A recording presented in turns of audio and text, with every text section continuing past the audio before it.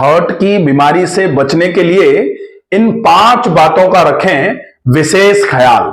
Heart की बीमारी आजकल देखने में आ रहा है कि लगभग 22 साल से लेकर के 40 साल तक के लोगों में यह सामान्य तौर पर ज्यादा परेशानी करने का विषय बना हुआ है।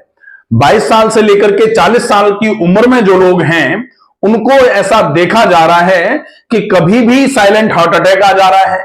कुछ लोग एकदम सीने में दर्द होता है, हॉस्पिटल पहुंच जाते हैं, तो फिर उनकी एंजियोग्राफी होती है, तुरंत ही स्टंटिंग कर दी जाती है। कुछ लोग ऐसे होते हैं कि हॉस्पिटल तक पहुंच भी नहीं पाए।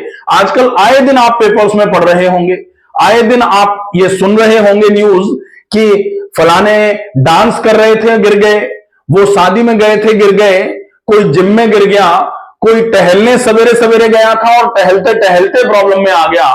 ये क्यों हो रहा है, इसका कारण क्या क्या है और आपको किन 5 बातों का विशेष ध्यान रखे इन समस्याओं से बचे रहना चाहिए।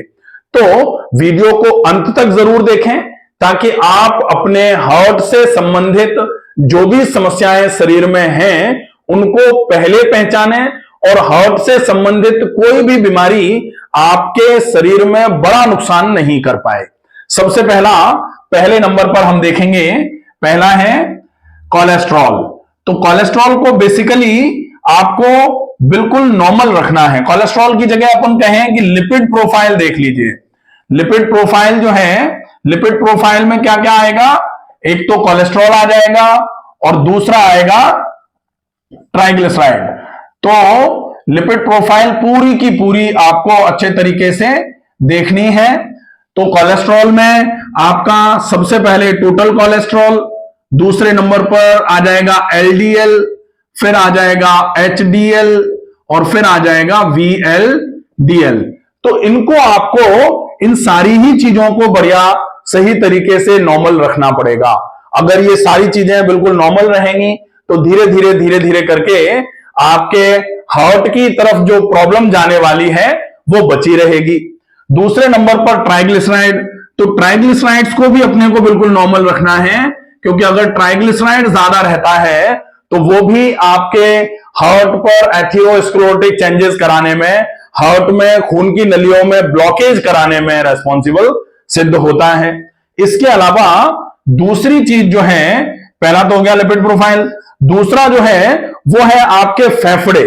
अगर आपके लंग्स में कोई प्रॉब्लम है, लंग्स में भी अगर कोई प्रॉब्लम है, लंग्स कंप्रोमाइज्ड हैं या फिर आपके कहीं आपके शरीर में ऑक्सीजन की कमी हो रही है ड्यू टू रेस्पिरेटरी ऑब्स्ट्रक्शन, वो भी आपके हार्ट पर प्रॉब्लम पैदा कर सकता है। इसलिए आपको अपने लंग्स को बिल्कुल सही तरीके से नॉर्मल रखना है। लंग्स बिल्कुल नॉर्मल रहें, इसके लिए आपको क्या करना पड़ेगा, कोलेस्ट्रॉल नॉर्मल रखना है, उसके लिए तो आपको क्या करना है, रेगुलर एक्सरसाइजेस करनी है, साथ में फैट का इंटेक कम कर देना है, प्लस कोशिश करनी है कि ज्यादा से ज्यादा सैलेड लिया जाए। ग्रीन सैलेड जो है सीजनल वेजिटेबल्स का लिया जाए और ग्रीन सैलेड के साथ में ग्रीन लीफी या ग्रीन वेजिटेबल जो सीजनल आती हैं उनका ज्यादा उपयोग हो। रोटी थोड़ी सी कम कर दी जाए, फैट का इंटेक बंद कर दिया जाए। अगर आप प्रोटीन ले रहे हैं तो फिर आपको और ज्यादा व्यायाम करके उस प्रोटीन को पचा लेना है, क्योंकि प्रोटीन तो आपने खा ली, लेकिन खाने के बाद प्रोटीन आपने कतई व्यायाम नहीं किया तो वो प्रोटीन आपको इंडाइजेशन कराएगी और इंडाइजेशन होगा, उसकी वजह से लिवर पर प्रॉब्लम आएगी और लिवर पर प्रॉब्लम आएगी तो डेफिनेटली वो प्रॉब्लम हार्ट की तरफ जा सकती है। इसलिए अगर आप प्रोटीन खा रहे हैं तो आपको रेगुलर एक्सरसाइजेस करना चाहिए। वैसे तो प्रोटीन सामान्य तौर पर हम लोग क्या है कि कम ही खाते हैं।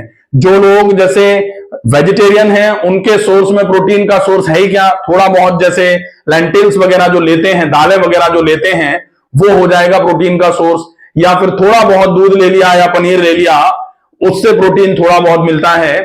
जो लोग नॉनवेज खाते हैं वो अगर प्रोटीन, जैसे नॉनवेज में प्रोटीन अच्छी मात्रा में होता है, लेकिन नॉनवेज खाने के बाद अगर एक्सरसाइजेस नहीं होंगी तो जो नॉनवेज में प्रोटीन आपने खाया है वो प्रॉपर तरीके से डाइजेस्ट ही नहीं होगा, और अगर डाइजेस्ट नहीं होगा तो भी वो प्रॉब्लम का कारण बनेगा। दूसरे नंबर पर जो फेफड़े हैं आपके, फेफड़ों को नॉर्मल रखने के लिए आप क्या कर सकते हैं, सबसे पहला काम तो होगा आप कैसे भी करके नाक को खुला रखें, नाक खुली रहे, नाक खुली रहे।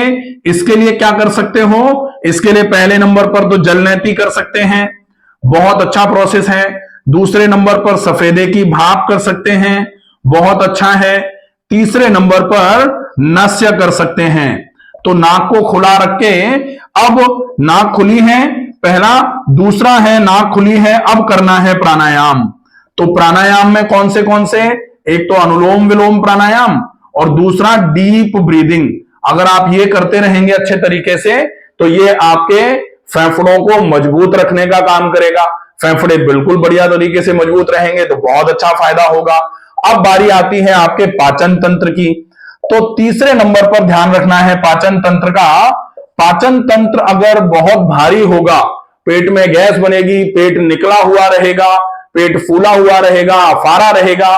आजकल सामान्य तौर पर यह देखा जा रहा है कि पेट में गैस बनी थी, उसकी वजह से बेचैनी हुई, लेफ्ट साइड में थोड़ा भारीपन आया और दौड़ करके गए हॉस्पिटल और वहां सारे हार्ट के टेस्ट करा लिए और कुछ भी नहीं आया।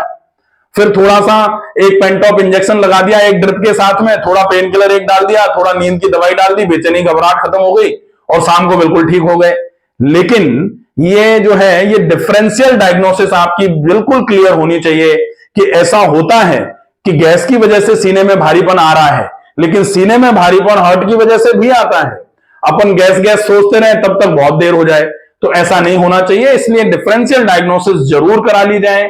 या फिर आपके सीने में भारीपन लग रहा है, सीने में खिंचाव आता है बार बार, थोड़ा आप सीढ़ी चढ़ते हैं आपको हांफनी आ जा रही है, या फिर सीने में कभी कभार दर्द आता है और दर्द के साथ दर्द जो है वो हाथ की तरफ जा रहा है, सीने में आपके कभी कभी चींटी जैसा काटना चालू होता है और बाईं तरफ ऐसा ज्यादा हो रहा है अगर, तो डेफिनेटली आपको एक बार के लिए हार्ट प्रोफाइल्स करा लेनी चाहिए, जिससे आपका ये पता लगेगा। जैसे हार्ट में आजकल एक होमोसिस्टीन करके टेस्ट होता है, तो होमोसिस्टीन का टेस्ट करा लिया जाए, वो आपका खून गाढ़ा हो रहा है कि नहीं हो रहा है, वो खून में जो गाढ़ापन है वो हार्ट की तरफ एथेरोस्क्लेरोसिस कराएगा कि नहीं कराएगा, ये होमोसिस्टीन के लेवल से पता लग जाता है। दूसरा होता है आप एक सेफ साइड इकोकार्डियोग्राफी, जो 2D इको है वो करा लीजिए, उससे आपके हार्ट के चैम्बर्स कैसे हैं, हार्ट का इजेक्शन फ्रैक्शन कितना है, हार्ट की जो पंपिंग कैपेसिटी है वो कितनी है, ये आपको पता लगता रहेगा, तो ये चेक हो जाए। लेकिन अगर पाचन तंत्र की वजह से भी यहां भारीपन आ रहा है तो आप पाचन तंत्र को भी ठीक करना चालू करिए, क्योंकि पाचन तंत्र की वजह से भारीपन यहां आया जरूर, लेकिन पाचन तंत्र की वजह से यहां का भारीपन धीरे धीरे करके हार्ट पर एक्साइटेशन का इफेक्ट डाल करके हार्ट को प्रॉब्लम में ले जा सकता है। इसलिए आपको पाचन तंत्र बिल्कुल दुरुस्त रखने की आवश्यकता है। पाचन तंत्र दुरुस्त रखने के लिए आपको किन किन चीजों पर ध्यान रखना है? आहार आपका बढ़िया होना चाहिए, इसमें आप जो पच जाए वही खाएं, वो जो खाया जा रहा है उसको बहुत चबा करके खाया जाए, पानी ज्यादा से ज्यादा मात्रा में हो और खाने के तुरंत पहले और तुरंत बाद पानी नहीं हो, इसका विशेष ध्यान रखें। और कोशिश करें, जैसे आप थोड़ा सौंफ का उपयोग कर लीजिए, सौंफ आपके पेट को नरम कराने का काम करती है। सौंफ के साथ में आप थोड़ा जीरा, धनिया, पुदीना, इनका उपयोग कर लीजिए। ये सारी चीजें काफी इफेक्टिव होती हैं आपके पाचन तंत्र को सही रखने के लिए। इसके साथ नियमित थोड़ा व्यायाम करिए, और व्यायाम में जब नियमितता आएगी तो धीरे धीरे करके पाचन तंत्र से संबंधित समस्याएं ठीक होना चालू हो जाएंगी, और जैसे ही पाचन तंत्र ठीक होगा आप हार्ट का रिस्क जो है वो घटा ले रहे हैं। और वैसे भी कहा जाता है पाचन तंत्र अगर खराब हो गया तो फिर सारे तंत्रों पे कभी भी संकट आ सकता है, और अगर पाचन तंत्र संकट में है तो निश्चित ही आपको सबसे पहले पाचन तंत्र का संकट दूर कर लेना चाहिए, ताकि पाचन तंत्र की वजह से बाकी की चीजें ठीक बनी रहें। इसके अलावा अब जो बारी आती है वो है चौथे नंबर की, वो है बीपी। तो बीपी के वैसे तो बहुत सारे कारण होते हैं। बीपी अगर हाई साइड में आपका रह रहा है, ज्यादा बीपी है, तो बीपी का एक कारण तो कोलेस्ट्रॉल ही होता है। दूसरा कारण जो हम 5वें नंबर पर यहां लेंगे वो रहेगा तनाव। तो बीपी का कारण एक तनाव होता है, तो तनाव बीपी का भी कारण है और तनाव हार्ट की बीमारियों के लिए भी कारण है। तो स्ट्रेस मैनेजमेंट तो करना ही है। स्ट्रेस मैनेजमेंट के लिए आप थोड़ा सा कोशिश करिए कि रेगुलर एक्सरसाइजेज हो जाएं, सात्विक प्रकृति का भोजन लिया जाए, और स्ट्रेस मैनेजमेंट में सबसे ज्यादा आवश्यक होता है कि आप लेट गो करना सीख लीजिए, आप चीजों को छोड़ना थोड़ा सीख लीजिए। बंधना जो है, आसक्तियों में आना जो है वो थोड़ा कम होना चालू हो जाए तो डेफिनेटली आपका ये तनाव, क्योंकि स्ट्रेस में लोग जनरली आजकल क्या कर रहे हैं, बहुत सारे लोग हैं जो ये कह सकते हैं नहीं हमें ज्ञान नहीं चाहिए, तनाव कोई आसक्तियों से कैसे कोई बच पाया है। तो आसक्तियों से अगर बच नहीं पाया कोई, तो आप कर क्या रहे हो आजकल, आप केवल ब्रेन सेडेटिव लेकर के एंटीसाइकोटिक ड्रग्स लिए जा रहे हैं अपन लगातार और पड़े हुए हैं बेहोश होकर के। तो इससे आपको क्या मिलना है, तो कोशिश आपको ये करनी चाहिए कि हमारे बस में जो है वो हमने कर दिया, अब जो होना है वो हो है वही जो राम रचि राखा। इसका अगर थोड़ा सा भी ध्यान हो जाए, आरोग्य रक्षक पंचतंत्र करके एक बहुत अच्छा सिस्टम प्राकृतिक चिकित्सा में लिखा गया, उसमें 5वें नंबर पे सीधे सीधे लिखा गया prayer twice in a day. बाकी आप सब कुछ कर लो, लेकिन अंत में क्या करना है, 2 बार प्रार्थना करनी है, ईश्वर के ऊपर सब कुछ छोड़ देना है कि हमने जो कर लिया वो कर लिया, अब फल आपके हाथ में है, आपको जैसा उचित लगे वैसा हमारे साथ करो, हमें सब स्वीकार्य है।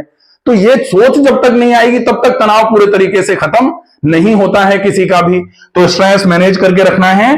और बीपी, अगर आपका बीपी जैसे ज्यादा भी रहता है तो बीपी को कम करने के लिए आपको क्या करना है, सबसे पहले आप नमक का उपयोग कम करना चालू कर दो, दूसरे नंबर पर फैट का इंटेक कम करना चालू कर दो, तीसरे नंबर पर रेगुलर एक्सरसाइजेस करना चालू कर दो, चौथे नंबर पर नाक में गाय का घी जो रात को डालना है सोने से पहले वो रेगुलर डाला जाए।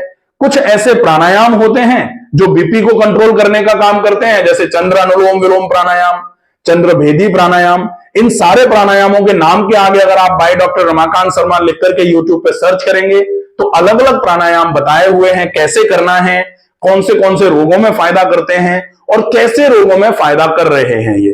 तो चंद्र अनुलोम विलोम, चंद्र भेदी, शीतली, शीतकारी और भ्रामरी, ये 5 प्राणायाम हैं। इन 5 प्राणायामों का अभ्यास नियमित करके आप अपने बीपी को कंट्रोल कर सकते हैं। और ये जो 5 चीजें हैं, आप इन 5 पर फोकस करके अपने हार्ट की जो बीमारियां हैं उनसे एक तरीके से दूर रह सकते हैं। हार्ट की बीमारियां आपके शरीर में ना आए, इसका अगर आपको फॉलो अप करना है तो आप ये सारी चीजें विशेष ध्यान में रख करके फॉलो करें। आशा है ये वीडियो आपको पसंद आएगा, ज्यादा से ज्यादा लोगों तक इस वीडियो को पहुंचाएं ताकि ज्यादा से ज्यादा वो लोग जो हार्ट की बीमारियों से परेशान हैं या फिर हार्ट की बीमारी कहीं हो ना जाए इस तनाव में जो हैं, वो अगर ये फॉलो अप करेंगे तो निश्चित ही हार्ट की बीमारियों से बचे रहेंगे। स्वस्थ रहिए, सुरक्षित रहिए। धन्यवाद।